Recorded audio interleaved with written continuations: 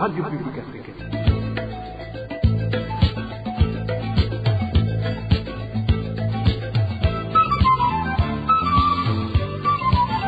Radio Publique Africaine.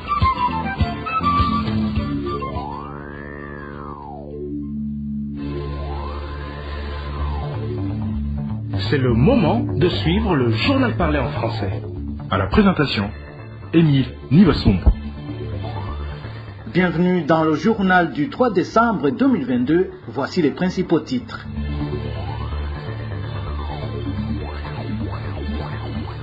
Un militant du CNL succombe à ses blessures dans la province de Bubanza. Il aurait été passé à tabac par des Imbonerakure. Vous aurez les détails au début du journal. Et l'administrateur de Tangara est limogé après la saisie du maïs qui serait détourné par le responsable des stocks de la Nagessa dans cette commune de la province Ngozi. Et dans le mini-magazine au cœur de la société, nous avons invité un agronome qui va nous expliquer comment conserver le maïs. Depuis des jours, les graines de maïs pourrissent dans les stocks de l'Agence nationale de gestion du stock de sécurité alimentaire à Nagessa justement. Dans un instant, le développement des titres.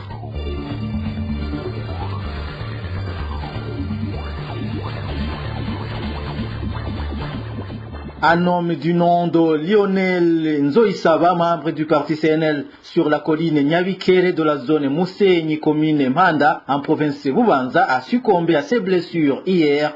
Il avait été passé à tabac avant-hier par des personnes qui seraient des Imbonerakure après avoir reçu plusieurs coups de bâton. Les sources sur place indiquent que Lionel Nzoïsava a été remis à un officier de police judiciaire de la localité le même jour par ses tortionnaires, mais que son état de santé s'était dégradé. Selon toujours nos sources, ce n'est que le lendemain, donc hier, que l'officier de la police judiciaire l'a transféré à l'hôpital de Manda où il est finalement décédé. Il y a recrudescence de vols et d'autres criminalités imputées aux enfants de la rue en province de Muyinga, en plus de vols signalés sur les véhicules transportant différentes marchandises. Les habitants de Muyinga indiquent qu'aujourd'hui, ces enfants n'hésitent pas à voler dans les ménages. Plus de détails avec Elvis Nyomungere. Ils sont trop nombreux dans les marchés, dans les parkings et dans la circulation. Ils volent dans les poches des passants. Ceux qui sont chassés de Gitega, Kayanza et ailleurs, tous viennent à Muyinga. C'était ici les grognes des habitants de la province de Muyinga. Il fait savoir que les cas de vol commis par les enfants en situation de rue sont devenus une casse-tête. Selon la population de la province de Muyinga, au fil et à mesure que ces enfants se multiplient dans la rue, les vols et d'autres crimes augmentent conséquemment. Les plus visés dans ces vols sont les chauffeurs des camions qui transportent des marchandises. Cet habitant de la province révèle que ces enfants n'hésitent pas de voler sur les têtes de ces marchandises. Ici à Muyinga, il y a des enfants en situation de rue provenant de tous les coins du pays. Ils constituent une forte menace aux conducteurs des camions transportant les marchandises. Ces enfants montent derrière ces camions et comme ils ont souvent de rames de rasoir avec eux, ils déchirent les shittings qui couvrent ces marchandises et volent ces marchandises. Cela s'est produit vendredi dernier. On a assisté de nos yeux 4 de ces enfants en pleine action. Ces enfants regrettent notre ressource sont omniprésents dans cette province. Ils commettent les forfaits partout, y compris dans nos marchés ou dans des ménages. Il semble que les enfants qui ont été chassés de toutes les rues de différents centres urbains se sont rassemblés à Muyinga. Le pire de la population sur place, ils ont des clés passe-partout qui leur permettent de voler n'importe où et n'importe quand.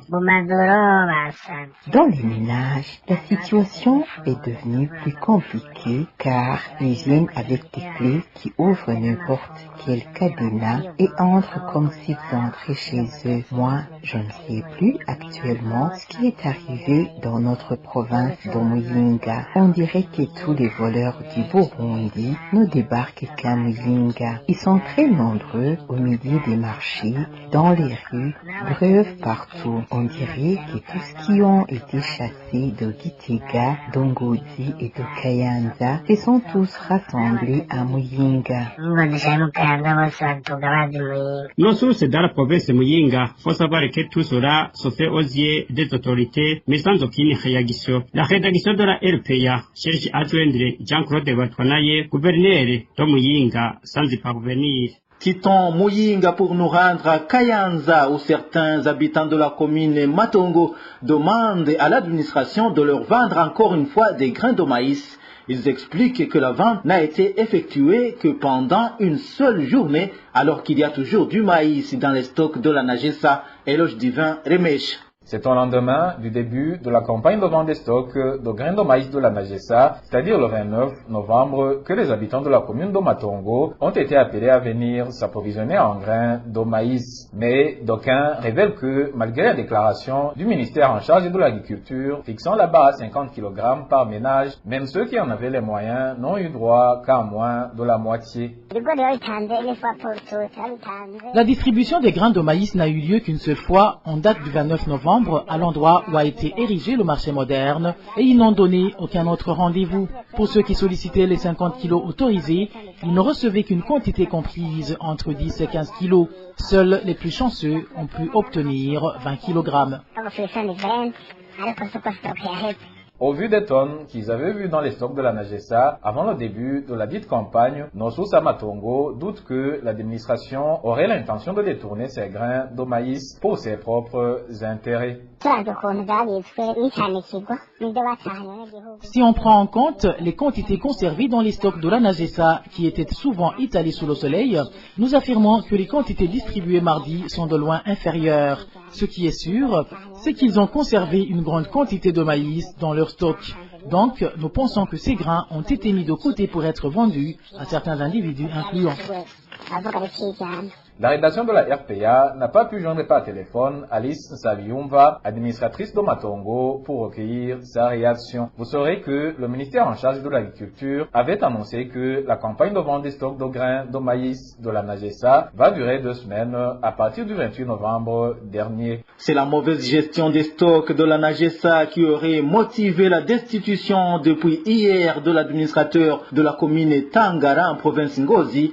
La décision a été prise par le ministre ayant l'intérieur dans ses attributions. Salvatore Khanyagamagara est accusé, entre autres, de mauvaise gestion et de détournement des stocks stratégiques de produits agricoles. Avant-hier, plus de 13 tonnes de grains de maïs ont été saisis à Tangara et c'est le responsable des stocks de la Nagessa dans cette commune qui a été accusé de les avoir détournés. Dans un instant, nous nous rendrons dans les camps des réfugiés burundais.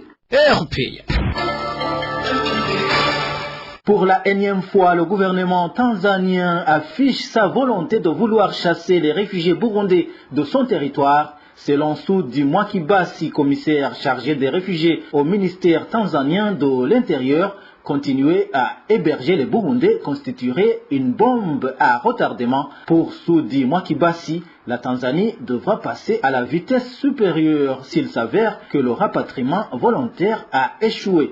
Les droits des enfants sont très connus ici au cas, mais ça revient aux enfants de savoir leurs devoirs. Il est nécessaire que les enfants aillent à l'école, qu'ils respectent leurs parents et ils doivent aider les parents à faire les petits travaux ménagers. Malheureusement, il est clair que ces enfants ici au cas ne connaissent pas tout seul. Et c'est pour cela que nous encourageons les réfugiés à regagner leur pays. Par exemple, une fois au Burundi, ces enfants seront protégés par la loi burundaise. Mais dans le cas contraire, nous devrions savoir que continuer à nourrir les réfugiés ici dans le cas, ça serait la préparation d'une bombe à retardement. Quand nous constaterons qu'ils ne sont plus enregistrés pour le rapatriement volontaire, on devra passer à la vitesse supérieure. Nous allons les retirer le droit d'être appelés réfugiés. Cela ne se communiquera qu'une fois. Là alors, ils n'auront pas droit à aucune assistance.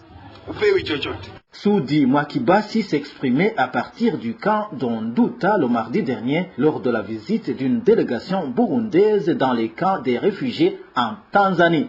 Restons en Tanzanie, mais cette fois-ci parlons du camp de Nyarugusu où les réfugiés burundais ont refusé hier de réceptionner le haricot que le programme alimentaire mondial comptait distribuer comme ration mensuelle. Ces réfugiés indiquent que c'est une sorte de haricot qu'on peut préparer durant toute une journée sans toutefois qu'il soit prêt à être consommé. Ces réfugiés considèrent que ceux qui sont chargés de les sauver sont les mêmes qui aujourd'hui se retournent contre eux. Eric Nyonzima nous en dit plus. Est-ce que ces haricots peuvent être consommables pour qu'on passe à la distribution ou tout simplement qu'on annule la distribution? Annuler la distribution. C'est l'ambiance qui régnait au camp de Nyarugusu en Tanzanie ce vendredi lors d'une descente des humanitaires venus pour la distribution de la ration alimentaire mensuelle. Parmi les visiteurs figuraient un représentant du programme alimentaire mondial.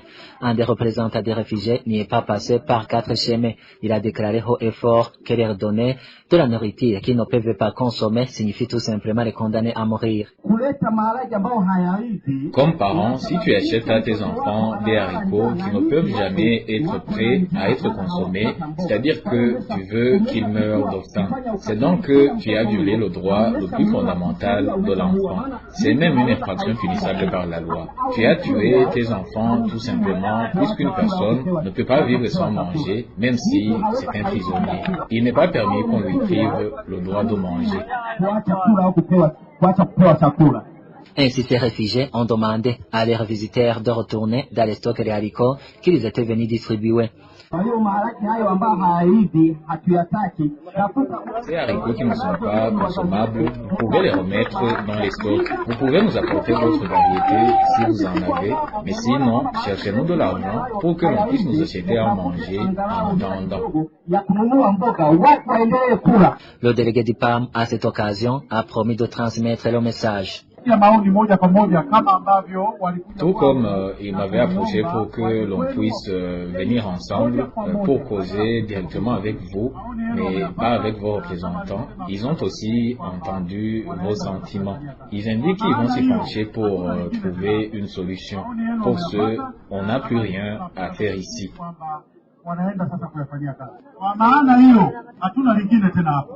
Le 17 novembre dernier, en visite d'Asoka, à une envoyée de l'ambassade des États-Unis en Tanzanie, parmi les défis que les réfugiés avaient exposés, figurait celui de ces haricots qu'on leur donne comme ration, mais qui n'est pas consommable par sa qualité.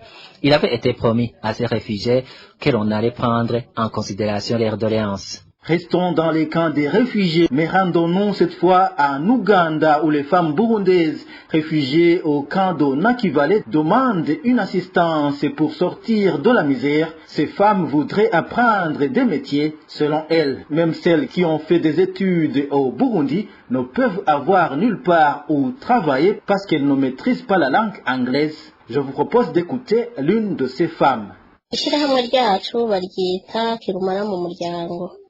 Notre association s'appelle Kirumara Mumuryango. Chaque fois, nous demandons à ceux qui peuvent nous venir en aide. C'est une association des femmes et d'ailleurs, la majorité d'entre nous sommes des veuves et menons une vie dure. Nous avons ici de femmes intellectuelles.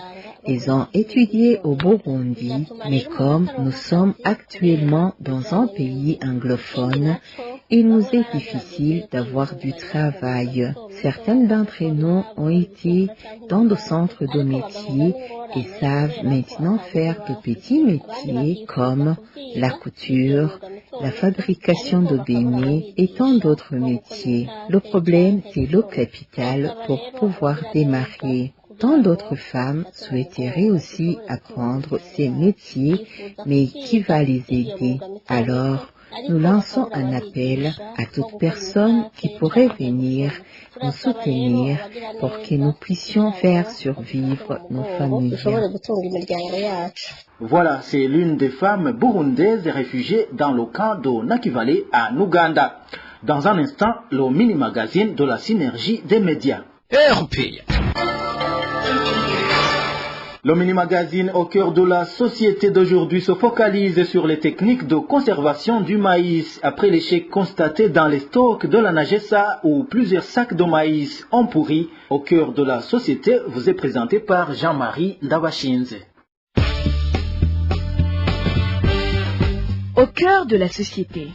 Au cœur de la société est une émission de tous les samedis, préparée en synergie par les radios Inzamba Agatekakawe, Radio RPA Ijuya Wanyagihugu, ainsi que la radio-télévision Renaissance. La problématique liée à la mauvaise conservation des denrées alimentaires a causé récemment la perte de plusieurs sacs de maïs pourris dans les stocks de l'Agence nationale de gestion du stock de sécurité alimentaire à Naguessa.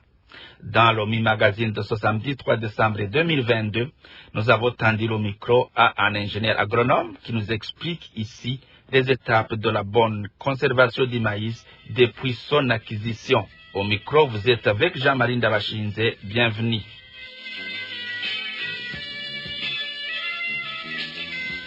Selon les agronomes, la collecte des récoltes nationales demande un entreposage dans les bonnes conditions de conservation.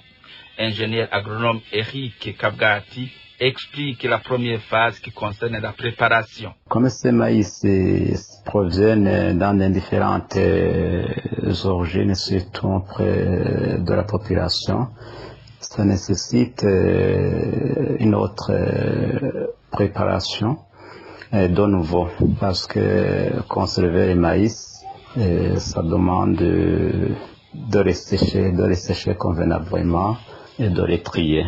Donc, les sécher de nouveau et de les trier de nouveau, parce que ces maïs proviennent dans des coins différents.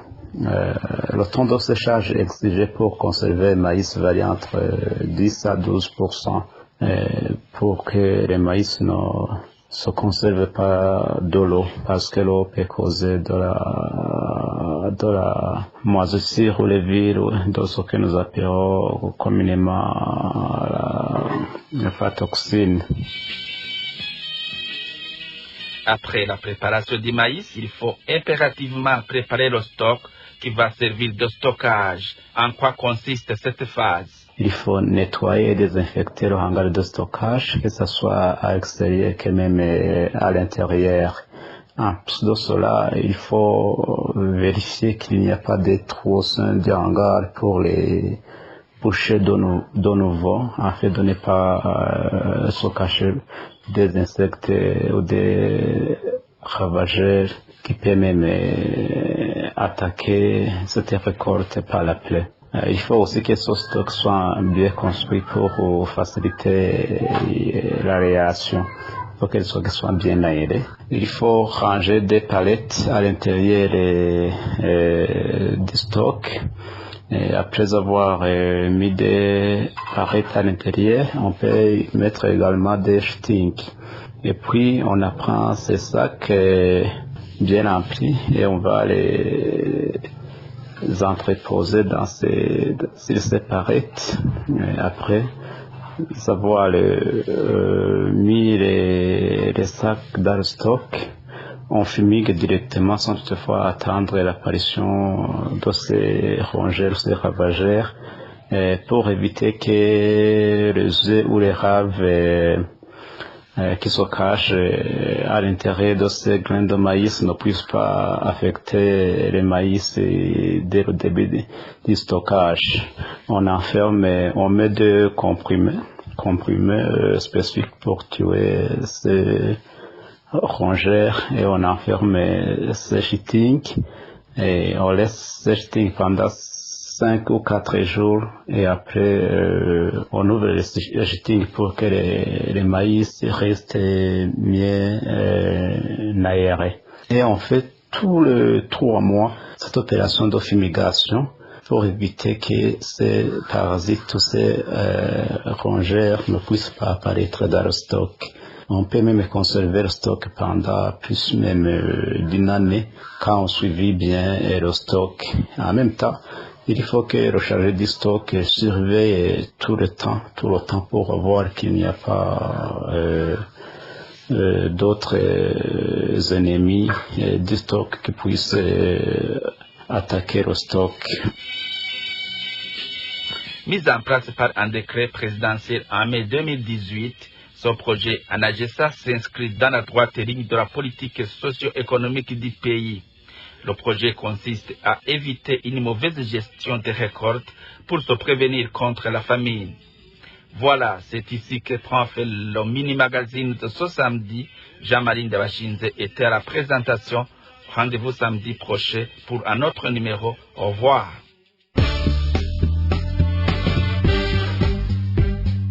C'était l'émission Au cœur de la société. Voilà, c'est par ce mini-magazine de la synergie des médias que nous mettons un point final au journal du 3 décembre 2022. Merci à vous tous qui nous avez suivis à la présentation. C'était Émile Niwasumba. Passez un bon week-end chez vous. Au revoir.